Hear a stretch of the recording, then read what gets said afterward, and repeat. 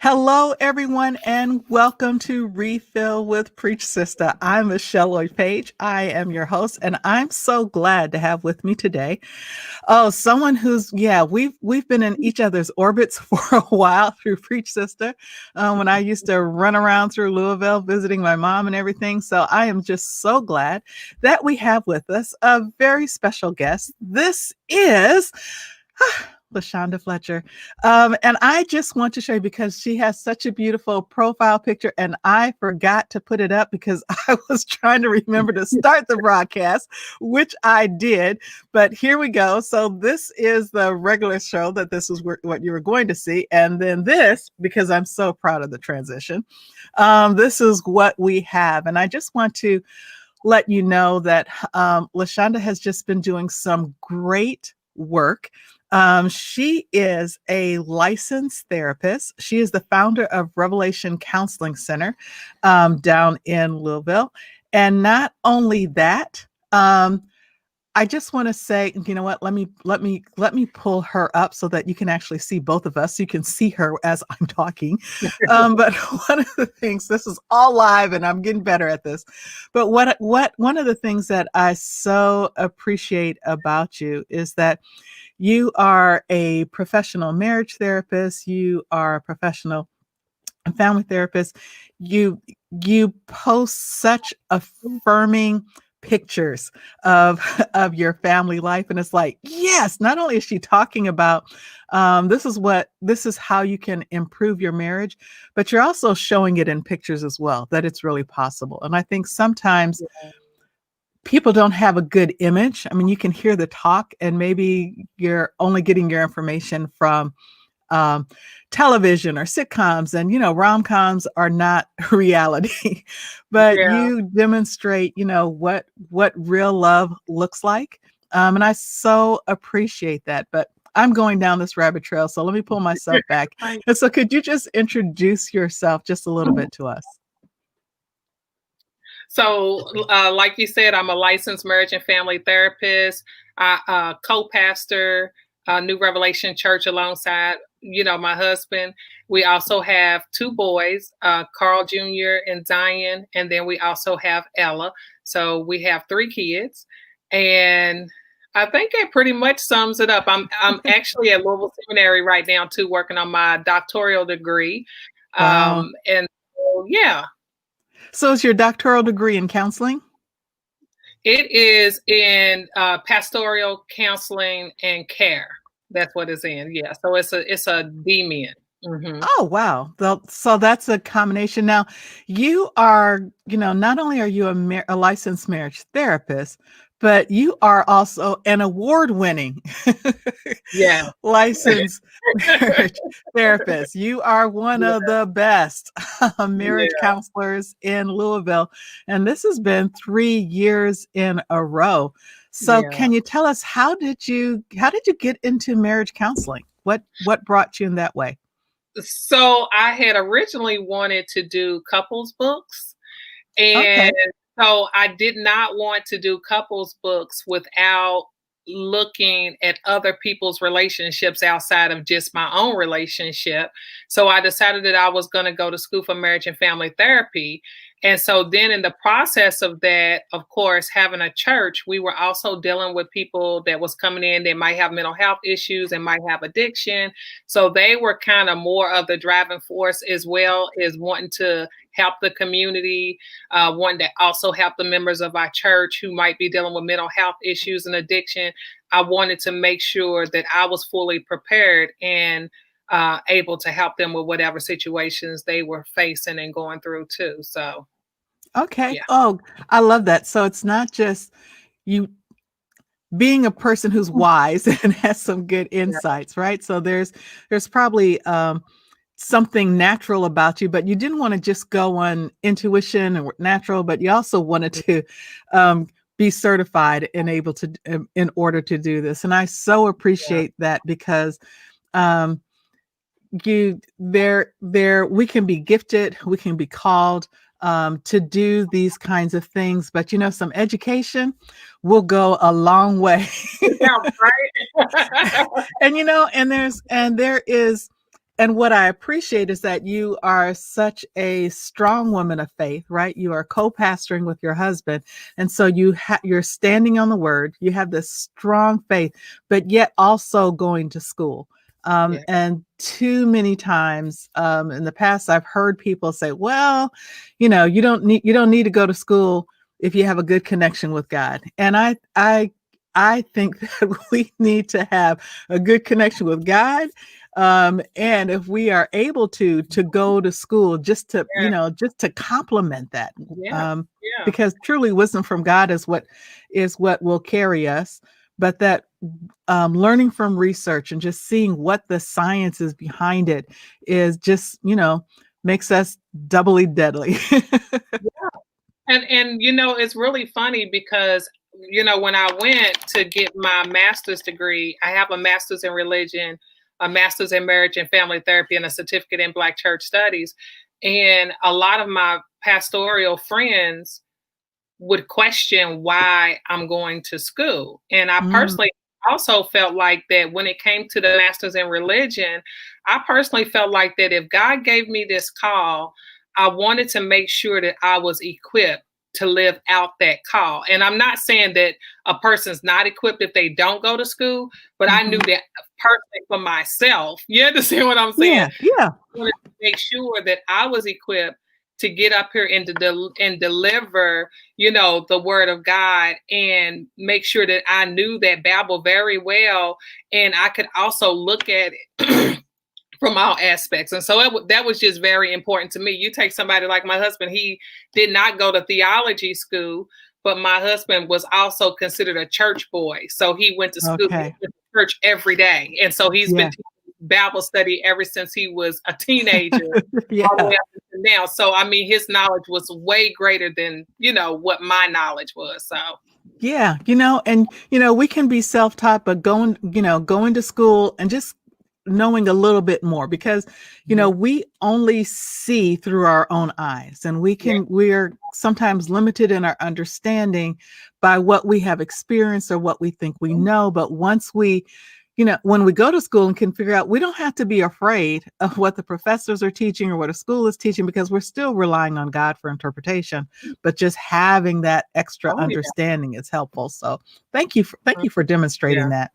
Now I'm going to pull on your counseling experience, and because this is coming out just before um, Thanksgiving, which is the beginning of this holiday season. And this holiday season is going to be different for almost everybody. Yeah. Almost everybody. We have COVID-19 is still a raging pandemic that is going on. So, what advice would you give for managing holiday stress? Mhm. I would, for one, tell people to make sure that they remember, of course, the reason for the season, right? Hmm. And that's to be thankful. And, this year is going to look different for a lot of us. It's also, going to look different for me. But instead of allowing me to stress about it, I Hmm. will say to slow yourself down and do what you can. And so, even when it comes to family, we might not be able to physically be right next to each other, but there's other ways for us to be able to communicate and still be around our families. We can thank God for technology now, right? And so, Right. Yeah. a lot of families are hosting Zoom meetings and things of that nature, and they're still able to get a sense of togetherness, because of course that's a big part of the holidays is trying to be together. So even if people was coming over, we would be stressed about cleaning and making sure that everything's neat, and things of that nature. So just take this time to be able to relax, think about the reason for the season, and figure out new creative ways, to celebrate the holiday this year and make it fun instead of stressful. One of the ladies that I was talking to this week, she was talking about how they're going to send games to family members and have like a little list of games that they're going to be able to play over Zoom. Oh, nice. Okay. They're gonna do, like, even for Christmas, they're gonna do like a family songs via Zoom, to where the whole family can like sing Christmas carols and stuff like that, which sounds like a whole lot of fun. So I think it's about trying to turn that stress into something fun, something new. When there's just because it's new don't necessarily mean it has to be stressful. Right. And so I like the idea of doing something creative or doing something different. So Yeah. it's about focusing on what you can do and not just getting stuck in what you can't do, because Exactly. you can't change that. And when you're trying to make a decision, do you want to keep family members safe? Do you want to stay safe? I know that's what's going on with me and my family. I had plans to fly out to California for Thanksgiving for a couple of weeks to see the grandbaby. And it's like, no, oldest son was reminding me like, Mom, you are in that age category. You need to. It was in a very loving way, but he was just saying, look, I really love you and I want you to be safe. So, but yeah, so there's virtual gatherings. So, we'll have those virtual video conversations, but we're going to try a couple new recipes this holiday, just to see, because no one will know if we mess up, because no one's here to try it. And then also, if we put our attention on someone else, and so that's also something that my husband and I are doing.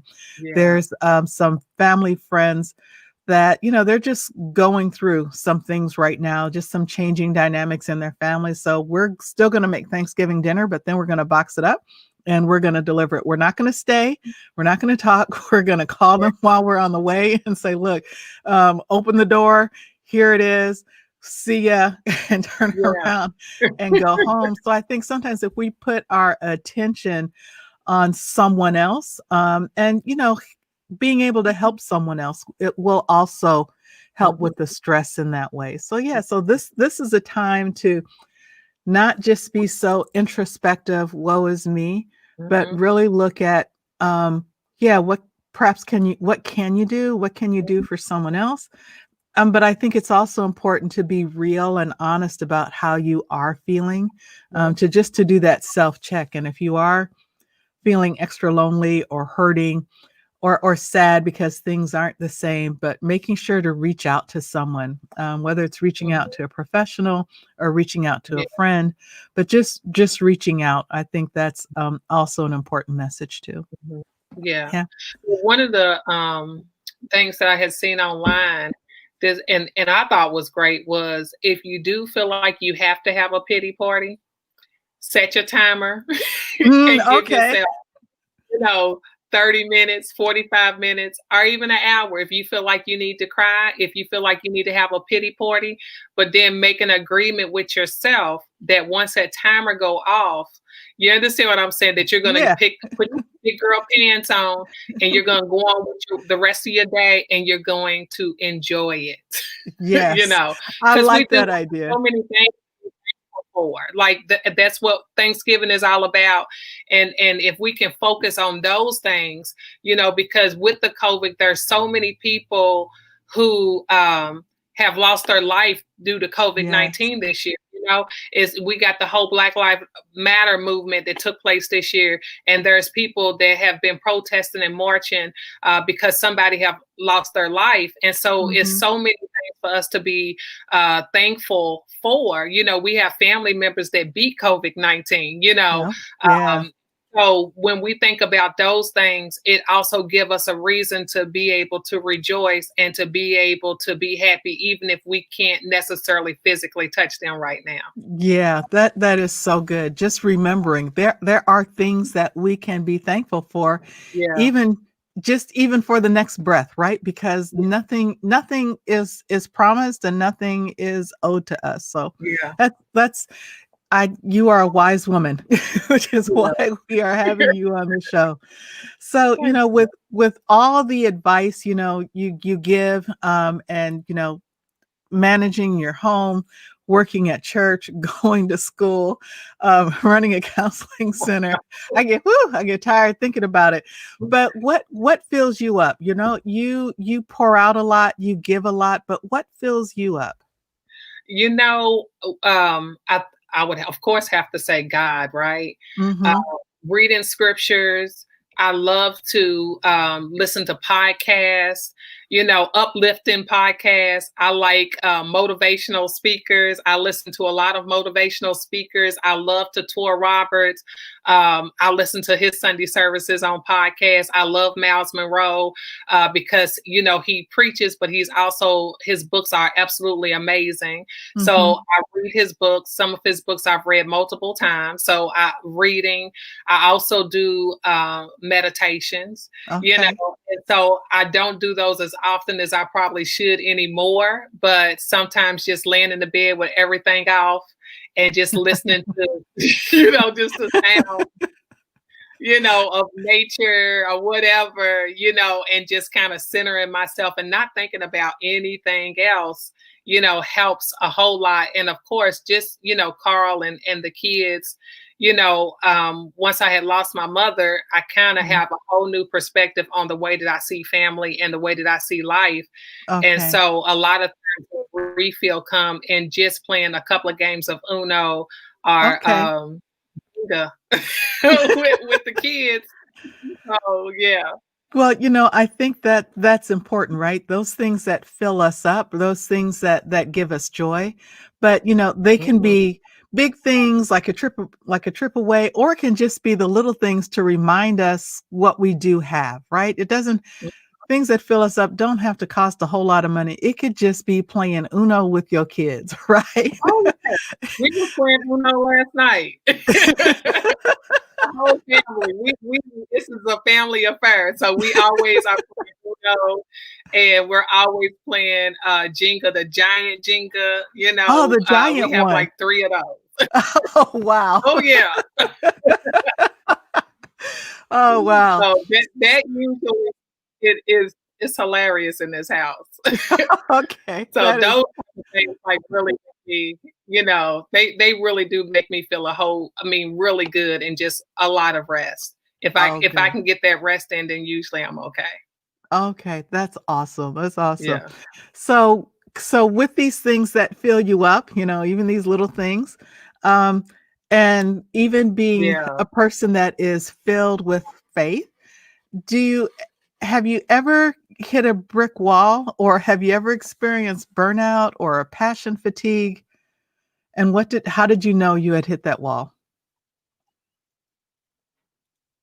I hit burnout about 3 times a year usually.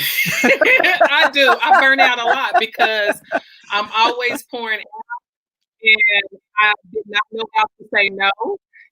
I did not know how to say no. And I usually try my best to be a woman of my word. So if I tell somebody I'm going to do something, I'm going to be somewhere, or whatever, then I'm usually going to do what I say I was going to do, even if it's pushing, that limit. And so I think I was doing a women's conference. I'm trying to remember. Yeah, it was the earlier part of this year. And that was what my topic was. And I knew then when God gave me that topic that he was trying to send me a message. Hey, this is you right now. And so, with this whole COVID-19, right? My counseling center, I've always been, stayed booked, right? But now with this with the COVID-19 and the Black Lives Matter, it's even more, I was trying to scale back, and it's difficult to scale back when you have so many people who's dealing with mental health issues that need services, right? And so one of the things that that was going on with me is trying to go to school, trying to run the counselor center, trying to be a mom, trying to be a wife, trying to, be a first lady at the church, and things of that nature. So I was having all of these things on my plate, and speaking engagements and stuff like that. And so next thing you know, I started feeling it in my body. Right. Okay. And, yeah. So that was when I knew that I was definitely running on burnout. I was catching colds. I was catching upper respiratory infections. My back would go out on me to where it was like God was forcing me to have to stay in the bed for 2 to 3 days and have to counsel clients, so yeah, physically. Okay, so physically you felt it, and what I appreciate that you are reminding us that sometimes we can just feel like we have to, and let me just push through. Let me just push through because I don't want to disappoint anyone, or people are Yeah. depending on me, or I got all these hats, and so I need to wear them all equally well. But if we're not taking care of ourselves, we're not refilling ourselves. It can show up in our body, not that, and back hurts, can't sleep well, catching colds, and we Yeah, don't need to be catching colds during this COVID season. exactly. So I appreciate that reminder. So as we're getting ready to wrap up, but say there was someone um, who you just met, they found out that you were a counselor, or they just try to catch you after a virtual service, and just say, Yeah. um, I'm feeling like I'm running on empty a bit. What would be your best refill advice for them? Okay, so I do. So one of my advices is always to tell people to try to step away. And when I Okay. say step away, usually for me that means taking a quick trip, a 1 day trip. Even if that means that, you know what, I can only stay 1 day, then I will take a very quick trip, right? And Okay. step away from everything. And so if a person can't make very, quick trips, then do a staycation, stay home, cut Mhm. everything off, get offline, get off your cell phone, and just relax, take care of you. If that means taking a long bath, if that means, doing your nails, do whatever you can that's going to make you happy. But then also go back and evaluate your life and make adjustments. You know what I mean? Because Okay. that it's okay to say no, right? It's okay Mhm. to scale back, and it's okay for you to rest, because even when we look at scripture, we also realize that Jesus rested, and that's one of the reasons why we have the Sabbath, is so that we can rest. And then the other thing I would say too is go get you a good therapist. You don't have to. I think one of the things that we have to realize is that a therapist is not there just for a person who's dealing with depression, bipolar disorder, and severe mental health issues. I personally believe that a person can benefit from just going to therapy once a month and just venting, just Okay. talking, just reflecting, and just thinking about life. Because when we say certain things out, when we actually speak that out, then a Mhm. lot of times we can do something about those things, or we may have an epiphany, and we can begin the process of making changes in our life. And so those would be some of the advices, that I Okay. would advise. Yeah. I like that. And especially like the advice of, even if you don't think you are depressed or feeling down or stressed, it can still be a good idea to Mhm. see a therapist, just Yeah. to be able to talk about life and to get an outside perspective, so that you can hear a voice other than your own, and that Mhm. you can hear a voice that's a bit more objective and used to hearing Mhm. um, s- life situations. So that is really good advice. And just press pause, get away, do a Yeah. staycation and cut everything off. Or just, you got the hotel that's, 2 miles from your house, go book a room in the hotel, even if it's just 2 miles and off, Yeah.